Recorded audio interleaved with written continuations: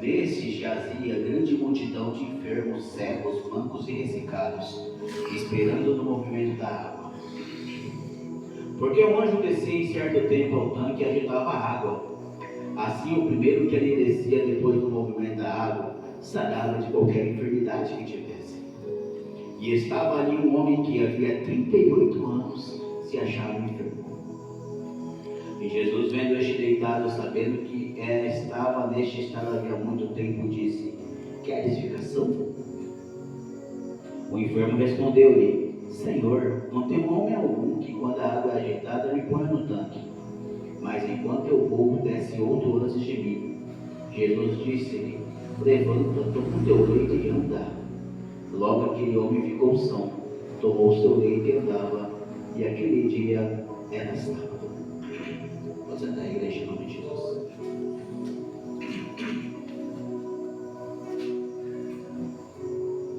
Amados, é uma passagem bastante conhecida dos leitores da palavra. E sabemos que Jesus é o dono do milagre, que por onde ele passava, grandes milagres aconteciam.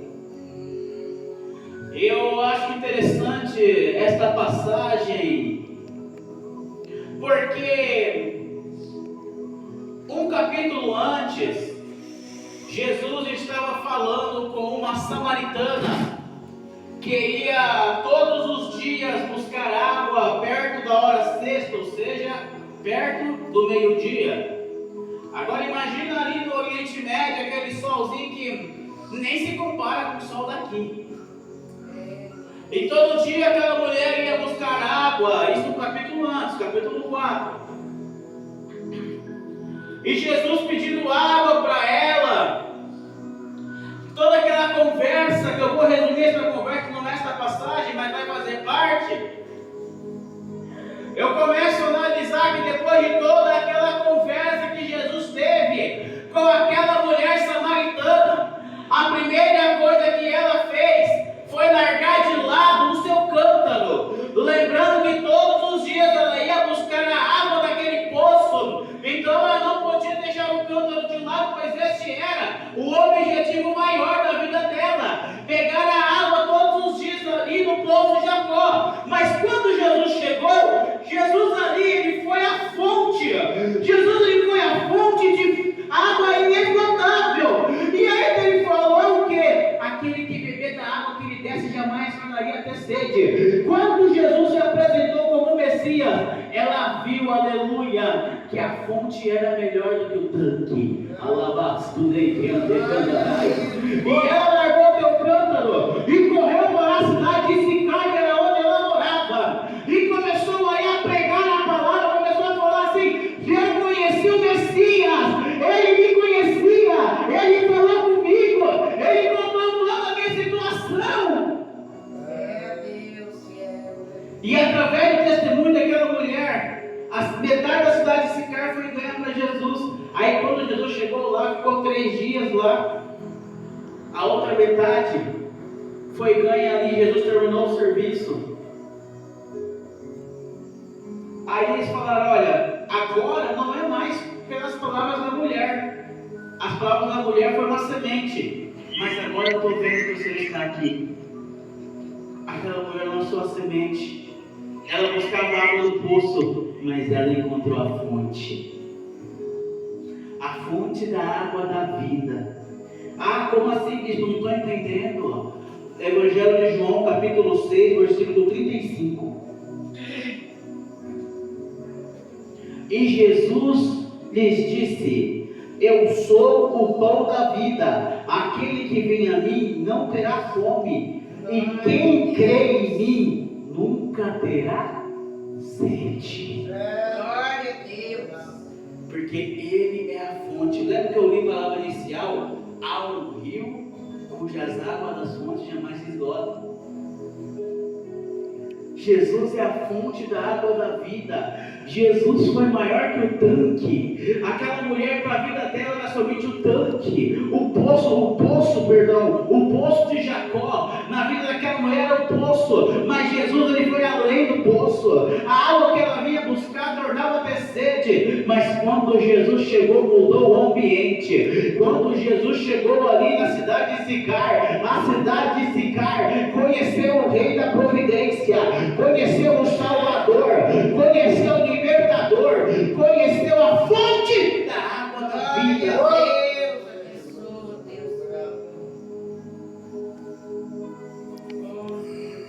Aí no capítulo 5 ele vai lá para Jerusalém e estava tendo uma festa. Só que lá perto da porta das ovelhas, lá em Jerusalém, tinha um tanque que no nome hebraico se chamava Betesda. E a Bíblia relata que havia muitas pessoas ali enfermas. E de tempo em tempo, o anjo descia ali, e o primeiro que chegasse lá e entrasse no tanque, era curado de qualquer enfermidade. Glória a Deus. Só que aqui, igreja, nós vivemos um dilema aqui. Tinha um homem, que não tinha um ser humano na face da terra para levar aquele homem bendito homem para o tanque. E aí, ele não ia receber o milagre mais? Foi 38 anos de espera. Foi 38 anos esperando um milagre. Foi 38 anos esperando que alguém o colocasse naquele tanque. Quantas vezes nós esperamos que as pessoas façam algo por nós? Quantas vezes recebemos promessas e nunca acontece na nossa vida? E por causa disso a gente fica frustrado, desanimado. Mas Ele me prometeu. Cadê aqueles meus amigos que falaram que iam me ajudar? Eu estou sozinho. Aí fica igual aquele paralítico lá parado no meio do caminho. Por quê? Porque estava esperando que alguém o colocasse naquele tanque. Aquele homem não conseguia sozinho. E às vezes a gente se acha autossuficiente. Ele estava esperando pelo movimento. E tem muitas pessoas que vão atrás de movimento. Meu Deus. Vamos lá naquele culto lá, porque vai ter o homem que revela o CPF, o homem que põe dente de ouro. Meu Deus, aleluia. O raio-x, o Pentecoste, isso e aquilo. Amados, eu vou falar a verdade, eu particularmente não me desce esse negócio de pseudônimo no nome. Do manto, do Pentecoste, do reteté, do trovão, eu não gosto.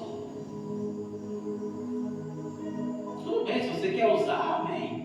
Mas porque parece que exalta mais o homem, sabe? Porque eu sou o Aracati Marreta, o não sei o que do raio. Ou seja, está fazendo uma propaganda para o homem. E a palavra de Deus diz em Romanos 11:36, porque dele, por ele e para ele são todas as coisas. Não, mas são as pessoas que me chamam assim. As pessoas te chamam assim também. Vamos lá no livro de Atos dos Apóstolos, capítulo 16, versículo 25 a seguir. Quando Paulo, Silas, Lucas e Timóteo estavam pregando lá, chegou uma mulher com espírito de adivinhação e começou a gritar lá: ali são grandes homens de Deus! Eles não estavam se intitulando homens de Deus, certo? Mas aquela menina estava gritando, até atrapalhando o culto. Imagina se Paulo falasse: estão falando lá, eu sou o homem de Deus. Eu sou o homem de Deus, Não, mas as pessoas ali estão falando: eu sou o homem de Deus. Aí começa a ir para dentro do coração. Mas Paulo teve discernimento e viu que aquilo não era de Deus e repreendeu em nome de Jesus, porque aquilo que tira o foco de Deus não vem dele. Eu prego, mas quem fala é o Pai. Eu canto, mas quem me dá a voz é o Pai. Se eu profetizo, quem me dá o dom é o Pai, porque eu não conheço a tua vida, mas o Senhor, Ele conhece a tua necessidade, Ele sabe por que você veio aqui. Eu não sei. E se Ele está me usando para falar com você, é Ele quem está falando.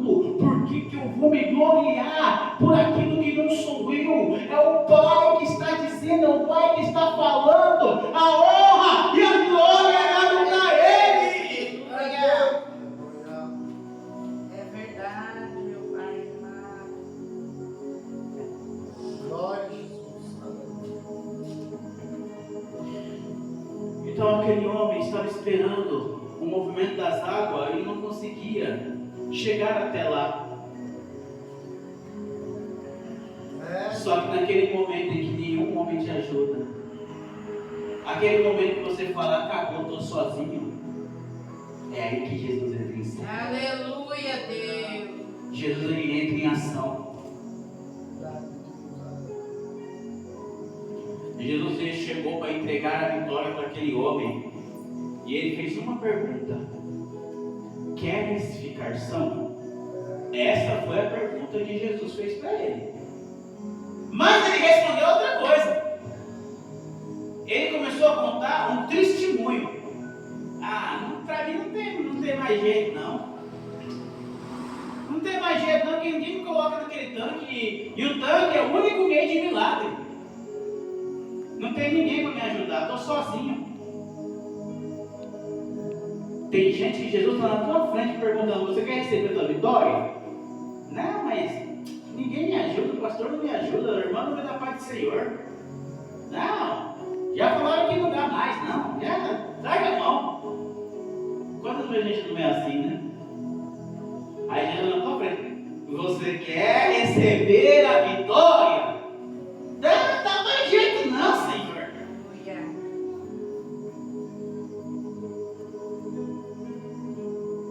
Aí Jesus ele pega, olha para aquele homem e mostra que ele é maior que o tanque, e mostra que ele é maior que o poço, e mostra que ele vai além do movimento. Ele é o Deus do avivamento. Aleluia. Deus. Quando é falado sobre esse avivamento, o nosso Deus ele é o Deus do avivamento. Deus de poder. Avivamento é uma nova vida. Glória a Deus. Avivamento é transformação. Quando eu falo isso, as pessoas me perseguem. Já fui muito perseguido por falar que avivamento não é pula-pula. É verdade. Aí já me chamaram de moleque, atacaram o meu ministério e falaram pra cá porque eu falei isso. Mas eu tenho base bíblica para falar isso. Quando Abacuque falou em Abacuque 3, versículo 2, aviva, Senhor, a tua obra, vai ler o capítulo 1 e o capítulo 2 para ver o que estava acontecendo com o povo. O povo estava podre em idolatria. O povo estava se acabando no pecado. Aí você acha que Abacuque pediu pula-pula, dança-dança. Não estou pregando contra o movimento pentecostal não, porque eu sou pentecostal também. É Deus. Só que você tem que entender que isso não é avivamento, isso é toque do Espírito Santo. Mas não é avivamento. Avivamento é você ter sua vida transformada por Jesus. Avivamento é limpeza. Avivamento é a chama que consome todo o pecado. Avivamento é uma nova vida com Jesus. Não adianta eu pular, rodar, sapatear, falar em mistério, quebrar telhado, quebrar púlpito. Chegar no final do culto, não sabe nem que foi pregado. Mas o culto foi uma bênção. Como que o culto foi uma bênção se você não se alimentou? Não, mas eu sei, olha a camisa suada. Camisa suada, coração vazio, o que adianta? É Deus. O que adianta sair com a camisa suada, mas o estômago vazio, o espírito raquítico, porque não entendeu a palavra do Senhor? Maior do que movimento, queira o avivamento na tua vida. Maior do que o toque do Espírito Santo é você ter o Espírito Santo como teu guia. Maior do que ter o Espírito Santo para falar em línguas é você ter o Espírito Santo para conduzir o teu caminho. É diferente o movimento de avivamento. E este homem conheceu o avivamento, que era maior do que o poço, que era maior do que o tanque, que era maior do que a multidão, que era maior do que o anjo. Eita glória, aleluia. quer te ajudar. Quando ninguém quer te ajudar, Jesus entra em ação com o teu sobrenatural.